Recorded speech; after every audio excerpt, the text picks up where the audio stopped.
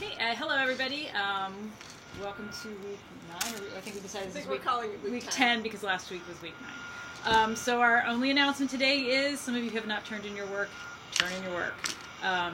It's hard for us to make comments and make them really rich unless we've heard from everybody to sort of build off what you're saying and respond to them.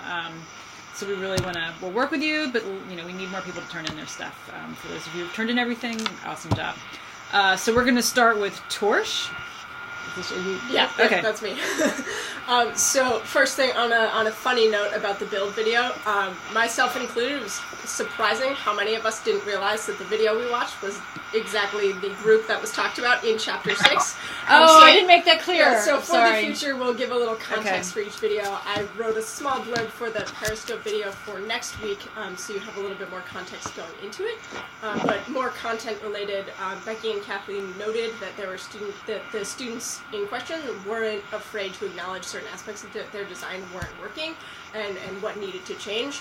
And you guys noticed that students are usually a little bit more hesitant to fail and acknowledge those shortcomings in their design, so you can tell that a lot of scaffolding has been done by the teacher so that they're okay with this and they see it as an opportunity to improve their designs rather than a failure. I was being very clever in the way I coordinated that. It didn't work. But yeah, so those are all really good points just about failure. And Lisa, I know you had some comments. Yeah, Kara mentioned, I wonder how the teacher is working supplies. Now the girls want to add cups. This reminded me of something I've been testing out in my own classroom. I tried it out a little bit last year in a summer camp, but it's kind of like a token system, and it's worked out very well with my students. Basically, instead of having an unlimited amount of supplies, I give them 10 tokens at the beginning of a build. They go to our little novel engineering store, and they can purchase items when we start building. It makes them really think about what do they need, what specific materials are they going to use, and they try to save a little in case they have to make improvements. I do allow returns. I don't know if I should or shouldn't, but I do allow returns, and that's been really helping as far as material distribution. It's really helped a lot because the kids are more thoughtful on their choices of what they're using for their design builds. Katie mentioned, I think it's interesting how this group is almost coming up with a different mechanism with cups because their original idea with the tubes was in a sort of fictional realistic state where they had a good idea with the tubes but hadn't made it functional yet. My response to this was, as this team works on their build, it does not take them long to realize that functionality is an issue. What originally seemed like a good idea is discarded. And I was really happy to see that these kids were willing to start over again instead of becoming fixated on one design idea. And I think beginning designers often do that. They become fixated on one idea, they want that idea to work, and when it doesn't, they become frustrated. But I notice as kids work through different design challenges, this is no longer an issue. Do you agree, girls? Yeah, I mean, I definitely think that. I think, one, they get so stuck on that idea, but also they don't really understand necessarily that they could use another idea that would also address the problem. They just get, I think it's beyond fixation. I'm not saying that well. I think I agree with the fixation, but I think there's just this other element going on that they don't really have the tools when they're beginning designers to brainstorm other ideas and sort of problem solve for that in their minds as well as holding on to that other idea. It's kind of like failure, too. They don't think that it's okay to fail. But as we start to move through different challenges, they start to embrace these concepts a little bit more. And I think it also doesn't become such a hurdle to them. I think at the beginning, even small failures seem insurmountable. Whereas when they start doing it a little bit more and they just realize, oh, this is just sort of a cycle we go through, that they can just move on more quickly. Yes, I agree. Becky mentioned that they're thinking about how they need to revise their design and are unwilling to undo some things they have previously done. This team is clearly comfortable with the iteration process, and instead of becoming insistent on one solution again, they're generating new ideas, which was a great little snippet to see. Kelly brought up frustration with the process, not afraid to point out that their design isn't working.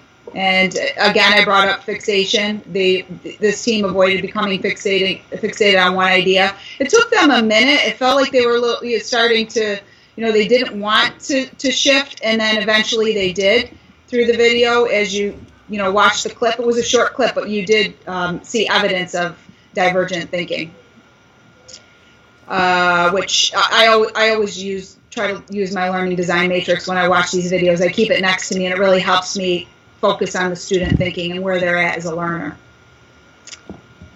Your next did anybody else have anything from Torsh? I don't. So, okay. Okay. I went back to some comments that I had from the Informed Design Teaching and Learning Matrix. Eric, I had mentioned something he had said last week, but I went back through Eric's reflection, and I had picked up on a couple other things that he had written. Under the first strategy, moving from being a problem solver to a problem framer, the Informed Designer designation, one must dive deeper into understanding the challenge through continued exploration before moving forward. This creates new space within the challenge for deep reading, inferencing, and research to take place. Bolster literacy instruction supports real-world integration of skills, provides engaging motivation to do the literacy work, and creates a solid rationale for continuing student-based PBL in schools. And my response to him, I thought that was a great comment. In the article, the authors noted, students may generate solutions prematurely because they assume that all they needed to know has been provided for them in the problem statement or design brief, and do not believe that additional information is needed before they should start generating solutions. This statement reminds me of my own students in September. I definitely would have placed them, if I was looking at the design matrix, at what beginning designers do. As soon as they finished taking inventory of an obstacle a character faced, they immediately wanted to start building, and we've discussed this before. But it's important to know that as students go through different challenges, they're going to stop doing this. I've noticed my students do not do this anymore. They really take the time to frame the problem. I had to help them do so myself. I know in our second challenge, I had to encourage them to stop the rushing. I had to stop myself because I really wanted to get to the build and see what they were going to produce. But what I started doing, I really started using their design notebooks more, having team meetings in order to gain more feedback. And I think in the end, if the students if we want them to successfully solve a problem, they need to firmly understand that problem. And in order to help them do so, we have to put the brakes on a little bit. If I was working on a novel engineering challenge with my students for, say, a 5 to 6 day period, the first 2 days for sure would just be for problem framing, maybe even 3. Yeah, I mean, I think those are really great points, and I think at the beginning they definitely need more scaffolding before they get to that building to help them define the problem. So I think design journals, worksheets, they definitely have their place. I mean, it is an open-ended design activity, but I think at the same time, giving them that structure that they don't have as beginning builders and beginning designers is really important.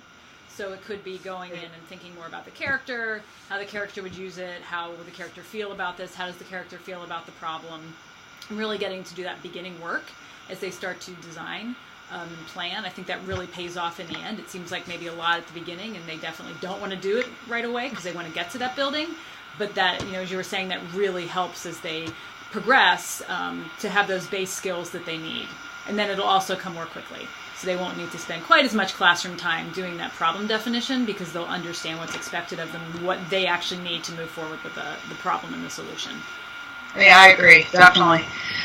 Becky stated during her reflection, I'm going to help by asking my students how their design has changed since the beginning and why. I loved this. Eventually, I hope students will start asking the same type of questions of their peers. In the mantra project building phase, I actually tried this. Unfortunately, though, it was not as successful as I hoped. The students weren't able to explain what they had changed. I'm going to have to go back a step and make sure they actually were revising their design. Becky's comments also reminded me of my students, how they were rushing through the revision process. As a result, during final presentations, you could tell these kids rushed. You could tell that there wasn't many improvements made. But what I was happy to hear was the students bring this up themselves. When we had a whole group discussion, the kids brought this up. They realized that if their design wasn't passing a test or if it wasn't functional, clearly they rushed through the process. So by the time they get to their second challenge, Becky, if this is your first challenge, by the time you get these kids to the second challenge, I think you're going to see a whole different process with your students. They're really going to focus more on iterations. But what I would recommend is a whole group discussion on what went well and what didn't go well. That really helped my students progress. And I also want to understand add that the test really plays an important role, not only in helping them push their design a little bit more to understand what's working, what's not working, but also to help them think about that. So if there's a test that doesn't really address you know, they're just doing it because you said they have to test out their design somehow, but it's not actually addressing why. It's not addressing. If it's not addressing what the problem is, then they're not going to be as reflective and understand that as much and remember it. If it's just sort of in there just because you said. But if they, if the test is really addressing the design and really helping them formulate which way they go, they'll understand that more. So it'll just help them out in the long run. Sorry, done. That was not very eloquent at all. Oh, this is me already, chapter 6. Okay. Oh, that's you. Okay, I'm the other cover. All right. Moving on to chapter 6. Kathleen had made a comment about pushing for functional designs rather than the magical or aesthetic designs. And she mentioned that many of her students fall back to crafty, creative designing when unsure how to design a functional solution, and that she always seems to find herself asking, how exactly does that tube of glitter make your design more functional? And the shift to creating functional designs is one that students often struggle with, especially when they're working with recyclables and cardboard, and they really just don't see how they're going to create something functional out of those materials. There are times, however, when the aesthetics are still relevant to their design criteria and constraints, so we shouldn't always tell them to put down the glitter glue. Maybe it's necessary. So some students do focus much more on what the client or character might want the design to look like, and the aesthetics can be an important aspect of that.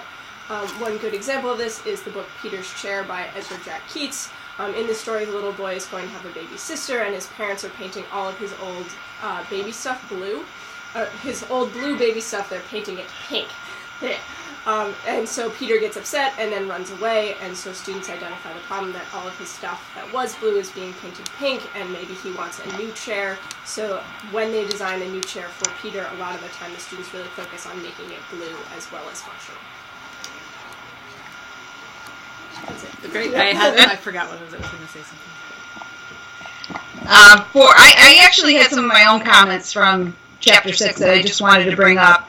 I know they had mentioned, there was a mention in there about using novel engineering with a reading program. The school had just adopted a reading program, and that's actually how we were able to start novel engineering in our school. We have the Journeys program.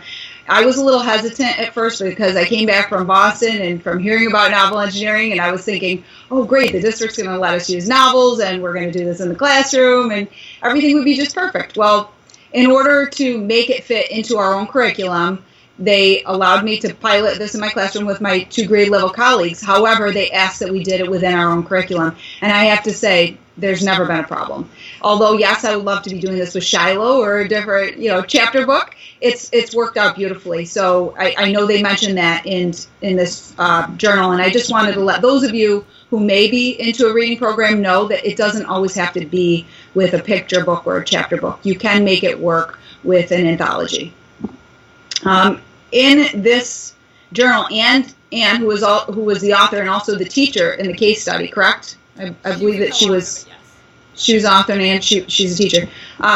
She said, with engineering, I especially like the idea that the students could learn to fail, meaning that they would learn that it's okay if you fail and that you can grow from the experience. Very important. If there's anything that I've learned from novel engineering as a teacher, is to teach kids it's okay to fail. And every single experience that these kids build on, they're learning to embrace that even more. I put it in my classroom, we talk about it all the time, and it's carried over into other subjects. And it's making kids who I think struggle realize that it's okay to make mistakes, and with these mistakes, that's how they grow. So I like that she mentioned that. She also mentioned an important point that she has different expectations for the final products for these groups. Instead of pushing students to design a functional prototype, her goals for one specific group was to start having productive discussions and solve the problems as a team. Of course, we want these kids to come up with this great prototype that they learned how to test and they made trade-offs and they can state their criteria. But really, some of them, step 1 is learning to work as a team. And I find that, as you go through different challenges in your classroom, sometimes you have to differentiate your own, not instruction, but your own role with each in particular group. Because some groups may not know how to work together as a team. Maybe that's a small goal that you have for that specific team. So I really love that Anne mentioned that. I was actually going to bring that up in a comment Paul had made, that you had just the expectations for each group or team that he works with are different. It's really about individual students learning goals versus the whole group, and this is a great way to differentiate. Yeah, I agree. She also brought up the importance of a mid-design share-out, which to me, this encourages peer collaboration. I love doing a gallery walk or just a quick little presentation with the kids. It helps them overcome project challenges. It helps them work together, obviously, as a whole team, not just two people in the team, the entire class. They can use the feedback to make improvements. I really like that she brought that up because I know when I first started novel engineering myself, I didn't do a midway share-out. And I see the benefit of that now, especially for collaboration and improvement. Two big things that I think the kids need to always focus on. The article also mentioned, in order to encourage students to improve upon their design, Anne asked her students questions such as, can you test your design? How can you make it work? What can you do to improve on your device? In particular, she pressed the students to think about how they can make their design better. Those are things that we could just post in the classroom, or on the smartboard as the kids are working through a project to really make them think on how they can improve their design, or how are they going to test their design to make sure it is functional. We talked a lot about functionality, and these are some great questions to be asking students as they move through the process. So some of the things I noticed from comments that everyone seems to really be talking and thinking about how to group students, if you already haven't done that, and just really noticing what's working and what's not working, sort of the benefits. Pairs is one of the things that's come out, which I think I definitely, I know I do, and I think these guys also say pairs is really the way to go. We've talked about that before. So novel engineering is really a great way to also develop interpersonal skills. And less skills by students who have less skills to keep things more structured, so they have fewer decisions to make. So some kids might have a much more open-ended experience than others, but it really is you're doing that per group and facilitating differently, as Lisa just said, and really trying to model some of that productive discourse that students are having as a larger group. So when they go with their partner, they have a little bit of an idea of how to work effectively and different strategies to make that happen. One of the things I was noticing in just comments, Katie was saying that novel engineering and the open-endedness of it is sometimes tricky, especially when you can see how the projects are going to play out, that they might not be working, and really wanting to let kids discover and make their own failures rather than coming and telling them how to do that, so that how to fix it. So it's definitely a balance there between what you can do to support them and what you can do to have them fail a little bit, but keep moving on. And Paul said that really was great. Just it gives them, doing design challenges really gives them a chance to understand each other's ideas. In a way, they have to interact with them in a different way in an open-ended design project than they do even when they're having a classroom discussion about something that they've read. Another thing I just think in general, everyone seems to have gotten that design is really messy in the classroom, and you can't always figure out exactly what's going to happen. You can definitely anticipate what students are going to do, and that helps out, but then there's always something that comes along. And then another thing, two more things that Kara noticed, the opportunities for students who may not be successful in other places. And this is something that I've seen again and again, that kids who even have trouble reading, all of a sudden in this design opportunity really shine and do a great job and are very comfortable and engaged. And then everybody's also sort of noticing the importance of the process. And there was somebody made a comment, I can't remember exactly who, but just sort of shifting, that I think it was Paul again, but just shifting from like the final product and the importance of that, and just really looking at the journey and how important it was for kids to understand that and really participated along the way. That it wasn't just about getting that final thing. And I think I'm putting some words into Paul's mouth at this point, but it's not just about that final product, but there's just so much work that kids do even before they get to that that's just as important as the final thing. So I think we have a couple more things before we talk about next week. Lisa, your Chrisman reflection?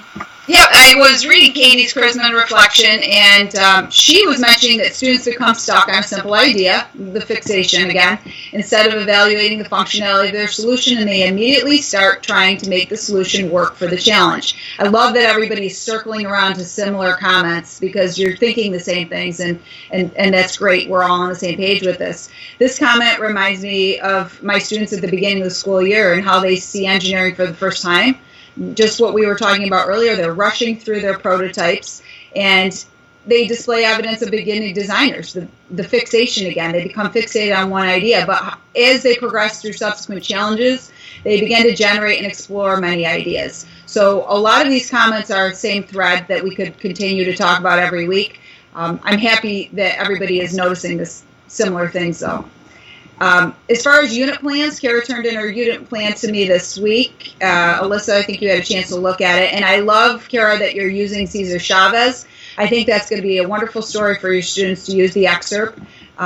You stated that you chose this excerpt because it has many identifiable problems, empathy for characters, and realistic story, which will lend itself to more realistic designs. Yes, yes, yes, I agree.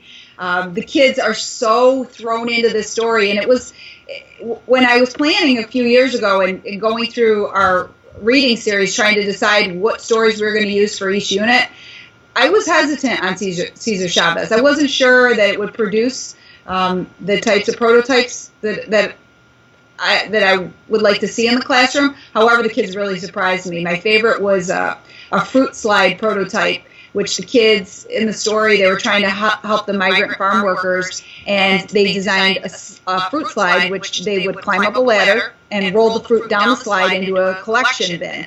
And it was just such a cool, they came up with so many cool ideas that I never thought about. And I think the whole empathy piece to Cesar Chavez was key to this story, and very realistic designs. So Kara, good luck with that, and please share, if you do, move through with if the students get to the build, please share with us how it turns out. Yes, for everybody we want to see that. So for next week, for the paper, we have 2 papers that you can choose one. One is for elementary school students, and the other one is for middle school students, so pick the one that's most applicable to you. There are 2 different discussion strands, so pick the one that goes with the paper you're reading. We have a video of the group that built the periscope presenting their final design, so if you can watch that on Torch and comment it. Finish your planning documents and submit those. All those things are due by March 30th, and then due April 6th is a 2 to 4 minute interview or conversation with students about something that they're building. So you are trying to get an understanding of what their ideas were as they're building, why they're building what they're building, why they're choosing specific materials. Really very open on this, but we just want you to write a short, I think, did you say 1 page? Yeah. Sort of a short explanation of what you think their ideas are after speaking with them. So you can post the video on Torch, and then how did you set it up? Did you set it up to be emailed for the, or just should they post for their response? I didn't look, I realized. That's a good question. I don't know. Okay, it is online. So however we said that, go ahead and submit it that way. It would be nice, a paragraph. Thoughts and analysis of their thinking. So we did not say how. So we'll figure out how. So we'll post that on the online on the website how to do that. But as they're going up there, it would also be great if you could watch one other person's and make comments, and that would happen the week after April 6th, so the following week. So that's not part of the work for the next week. That would be in 2 weeks. That your work is to look at somebody else's video and comment on it. So we'll add that in. That is all I have, unless you two have anything else. No, great work coming in. Let's see it keep flowing in. I love circling back around and seeing what you are commenting on and your reflections. And I think it helps one another to see what their classmates are saying. And we'll start posting what people are doing for books as soon as we have more people submitting that. We're getting close to the end of the course, so at this point, if you feel like there's something you aren't sure of and you want to hear more about, please let us know so we can include that. We still have a little bit of flexibility as far as the last few weeks what we're going to add to the course. Excellent. Thank you all, and we'll be looking for your work. Bye-bye.